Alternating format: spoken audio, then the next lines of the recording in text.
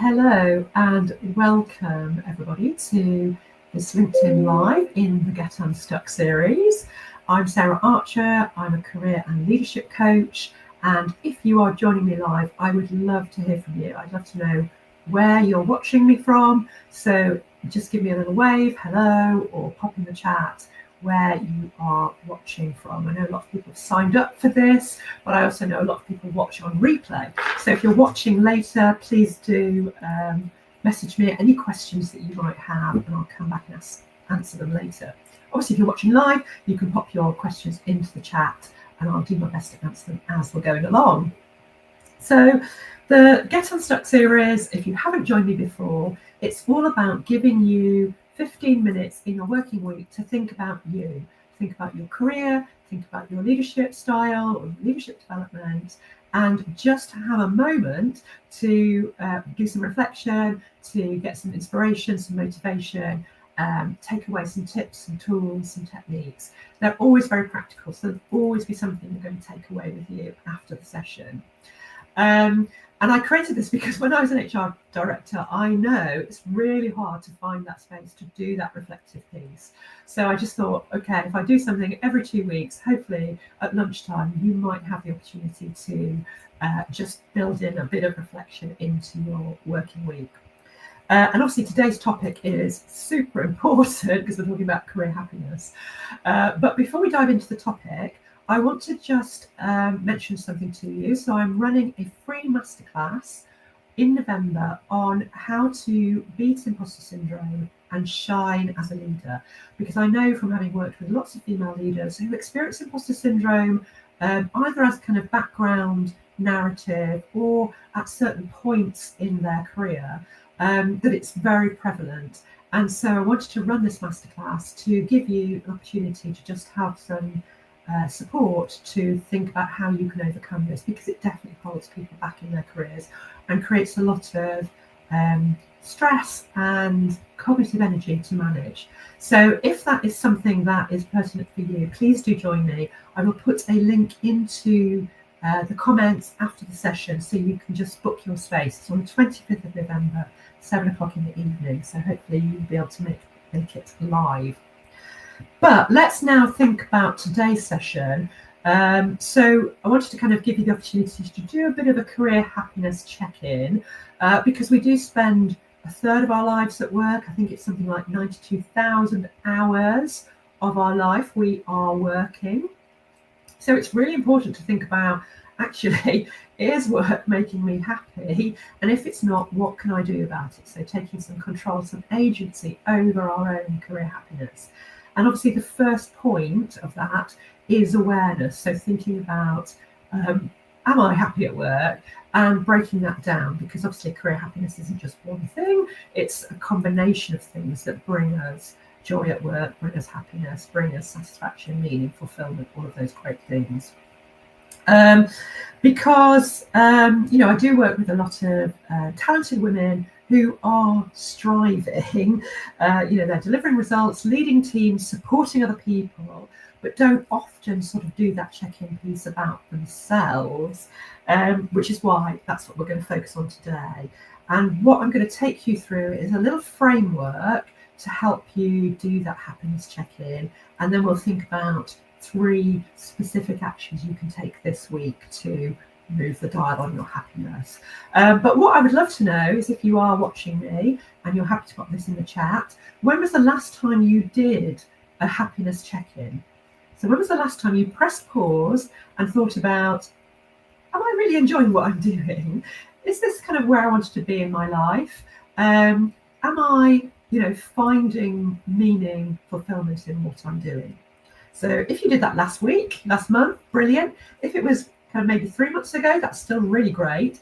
If it was 6 to 12 or longer, then definitely using what we're going to talk about today is going to be helpful for you. So if you are around watching live or even on replay, pop that in the chat. I would love to know, when was the last time you paused and thought about your career happiness?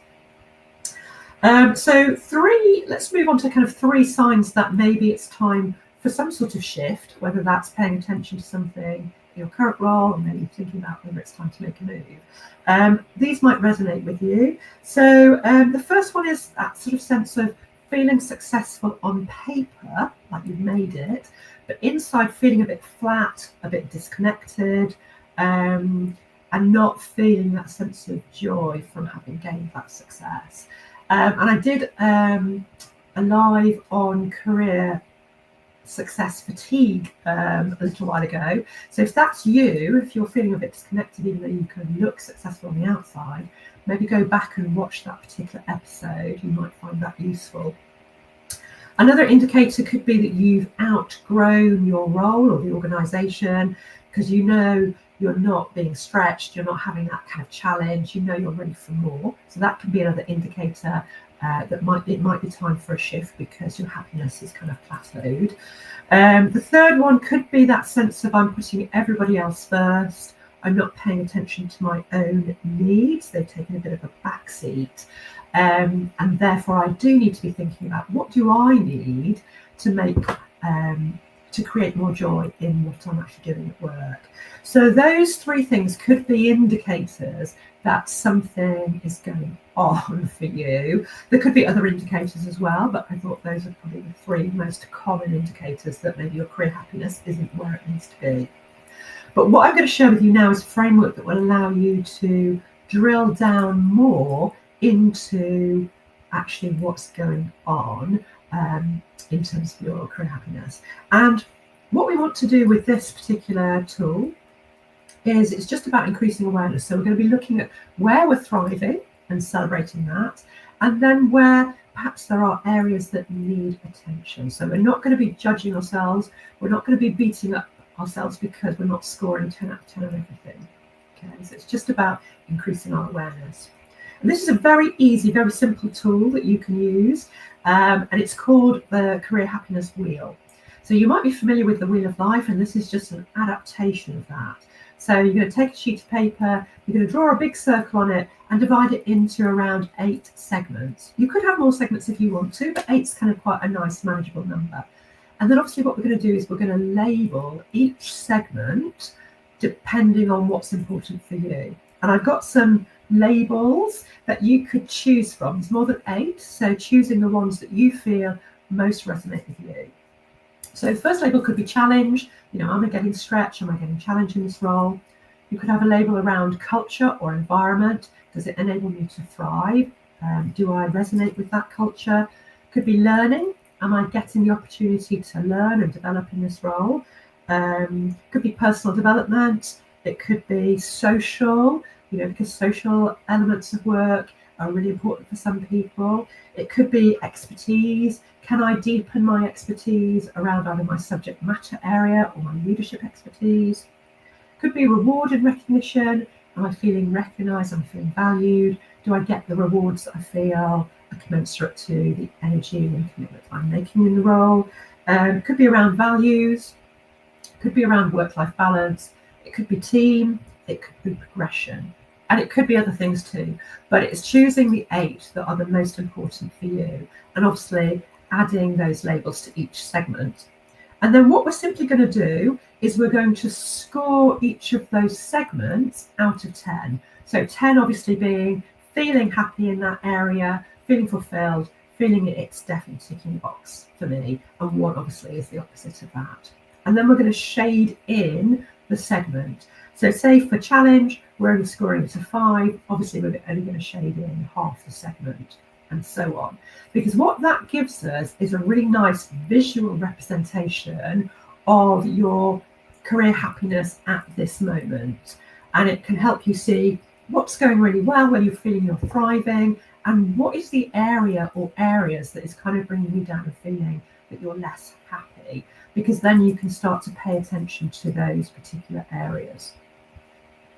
So once you've done that, it's quite nice to sort of take a bit of a macro view and think about, okay, what do I want my wheel, my happiness wheel, to look like in either by the end of the year, there's still 2.5 months, or it could be a bit longer, it could be 6 months or 12 months. You know, what is the change that I want to be seeing overall in terms of my career happiness wheel? because that then gives you something as a goal to focus on, and then you can start to drill down it into the segments that need attention. And obviously, with everything like this, we want to get specific in those particular areas. So say, for example, your work-life balance segment might feel you haven't scored highly on that. So that's then thinking, okay, what do I need in terms of that segment? So it could be, do I need to revisit my boundaries? Do I need to ask for more support from my line manager? Do I need to renegotiate some deadlines or some projects? Do I need to look at my workload and see what truly is manageable and renegotiate some areas around my workload or increase my delegation? So you can see there's lots of kind of elements to that particular segment, and all of them will have those elements. But it's working out, what do I need to do to take action to increase my happiness in those areas? So that's the next stage that you can then take. And what I'm going to encourage you now is to think about just 3 actions that you can add on to that could help you just move the dial this week. So what we want to think about is what is one small action that you could take this week that would reconnect you to something that energizes you. So that might be, say, if learning, you're feeling like you're not learning so much at the moment, and that's something that brings you happiness and energizes you, you could think, okay, where could I just do some learning this week? Could I, listen to a podcast or an audiobook this week on my commute, or at lunchtime when I go out for a walk, or something else, some small action that just would feel like you're taking action that would nourish you. The second one is to think about having an honest conversation this week. So maybe that's with your manager. Could be around the kind of boundary area. It could be with your mentor. Maybe that's about getting more challenge, or with yourself about what's really going on. So thinking about having one honest conversation. And then my third action that you could take this week is just to find 30 minutes in your calendar each month that you could book out to do some career thinking time, so that you are knowing that you're going to actually have some focus time each month to work on an area in your wheel. Because obviously, if you've got a big workload at the moment, we don't want to be adding loads and loads of things for you to do, but we do want to be taking action on the most important areas that are going to increase your happiness. So booking in 30 minutes of career thinking time once a month should be really doable. We can all find 30 minutes once a month. And also booking in every 3 months to revisit your career happiness wheel, so you can track the changes, you can see the areas that you're making progress in, or where you still need to take more action to up the level your career happiness. So I really hope that when you do that, because obviously you're not going to be doing that live while we're talking your career happiness wheel, because you need some reflection time, and you can obviously replay this, and I can take you through the exercise again.